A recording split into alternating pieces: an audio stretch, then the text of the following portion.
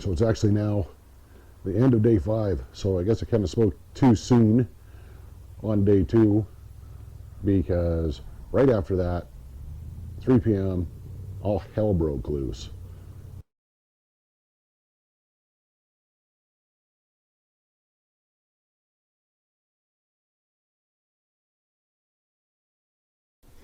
I got to apologize for the lack of footage on days 3 and 4, because that was strictly pack up the house, have your vehicle waiting. Because even though we weren't in the actual evacuation area, I had flare-ups back here. Over 200 buckets of water dropped by choppers on days 2 and 3 alone. Well over 200 buckets. And there's literally a chopper going over every 3 or 4 minutes. And that can wear on your nerves too. It completely freaked out my cats. It's actually an evacuation order for the area north of me. We're actually just south of the town of Duffield. So the few houses right here, for one thing, it was burned over already, and secondly, it was, well, we're not part of the town. So I'll apologize first if I sound a bit tired. One of the things I've noticed is being in a situation like this is like clenching your fists for hours and hours on end and not being able to relax. And you cramp up, your brain cramps up. Yeah, it's difficult. I needed a full day here on day 5 to relax and recharge my batteries. And yeah, it's not fun, something like this. The other thing is you really get to know the measure of a person. After that footage was shot on day 2, I actually had to run 100 or so meters down south of me, and I had to flag down a couple of gas trucks because one of the areas that had burned over before, well, it's on Duff, it's on Muskeg, so it flared up. Actually flagged down. I want to thank Kevin from West Parkland Gas and his crew for bailing out, grabbing shovels, and well, we attacked that fire for well over half an hour. We flagged down a couple of emergency vehicles and sent them off to the command center.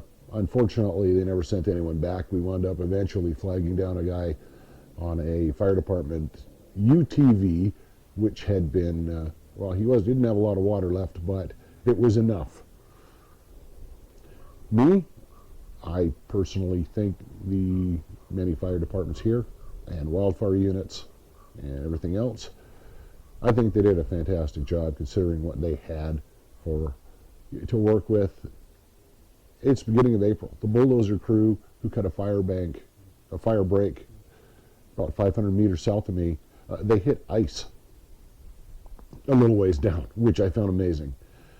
So the ground here is still frozen over a little ways down.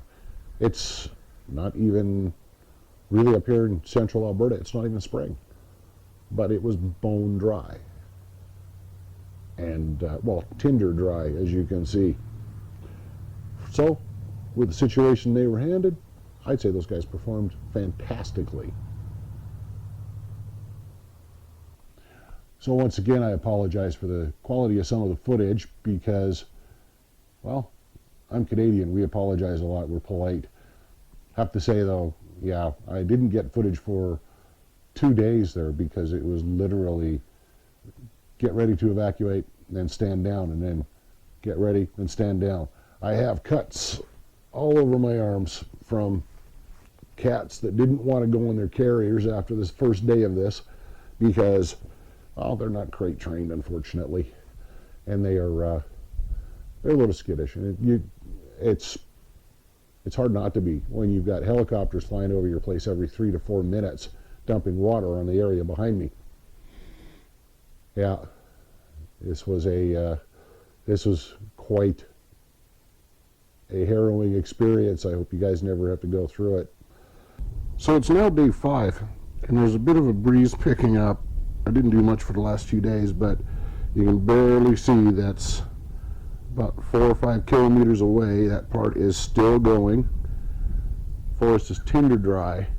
If you look over by that sign just past it, again, that's across the road from me down a ways, and it's picked up again. So that's the one thing, is wildfire doesn't obey a schedule. So it has been 5 days of craziness, and you can hear the wind in the background. I've got my little throat mic on because the others were a little too noisy. Now we're looking at, this is a big spot. This is some of the results of the backfire, but you can see this is another property just south of me, and that goes back quite a ways in the bush. And now we're looking at the edge of the burn. You can see they marked it down with tape here, and that, I think that was still the result of the backfire. Yeah, you can see there's a few birch in there. Well, not happy birch now. We'll take a couple steps over here. And this is because the bulldozer crews cannot work on burned over areas or they stir up all the coals. Right here, you can see where they came in. Right here is where a couple of bulldozers and backhoes and so on have dug in. We'll see others of those. But this is the south end of the fire. And this is where they dug a fire break. They were here on late day 2 and left sometime on day 4. They're actually in another area now. We'll go take a look at those next. This is pretty well where it stopped on day 1. And this is where I was talking on day 2. They were going to get some bulldozers through. I guess they had a bit of a change of plans, because you can see there's train tracks here. It jumped those tracks, and then a whole different ball game started on day 2, right after I recorded that initial footage. And you do get to see, though, what a person's made of. I mean, I saw people rise to the occasion. I saw other people crack, just completely crack. And I'm not going to go into the details on that because it's not worth talking about. I was somewhere in the middle. I was actually really more concerned about safety of my house, safety of my pets and myself. And, you know, place is insured, but for a lot of people, you know, pets are like family.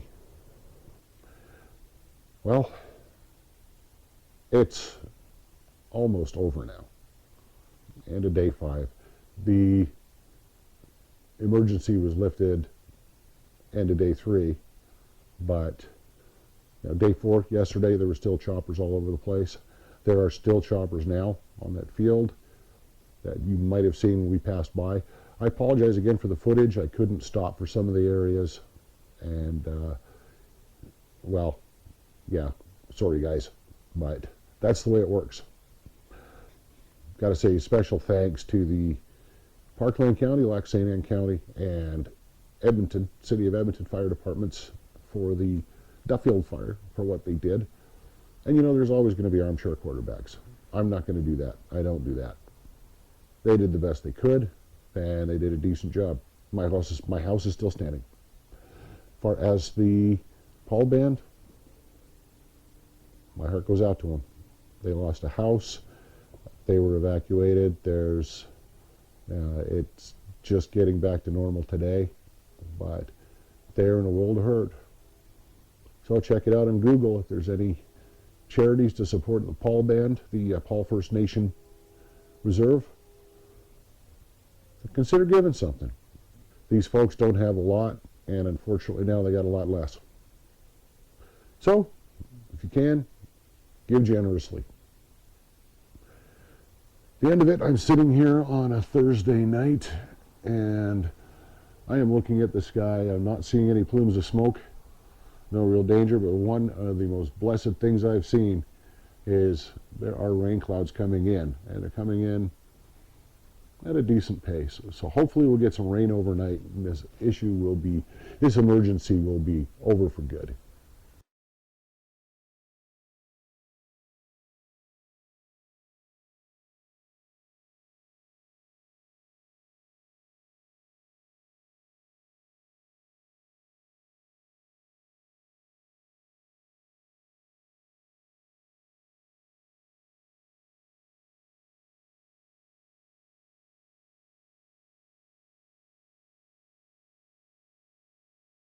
this is kind of my way of winding down and dealing with the whole emergency. And if you don't like it, well, hey, just don't like it. Don't hit the dislike button, because that's just rude. This is somebody's personal life who's been disrupted for almost a week, and fine. If you've never been in a situation, well, let's hope you never are.